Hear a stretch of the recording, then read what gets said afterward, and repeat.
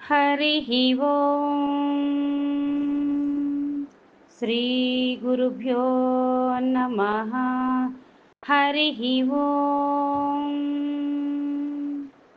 వాక్య విభూతి అనే శీర్షికలో భగవాన్ శ్రీ సత్య సాయిబాబా వారి ఉపదేశం తెలుసుకుందాం. సాయి శరణం, బాబా శరణం. నిత్య జీవితంలో ఆధ్యాత్మిక సాధన, కర్మ ఫలితము. ఎవరి కర్మల ఫలితమును వారు అనుభవించక తప్పదు.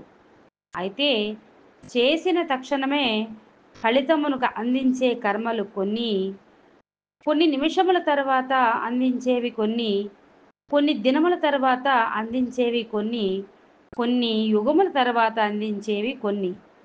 కత్తి తగిలితే వెంటనే రక్తం వస్తుంది, కానీ తెల్లవారి మనం భుజించిన ఆహారం జీర్ణం కావటానికి 2 గంటలు పడుతుంది.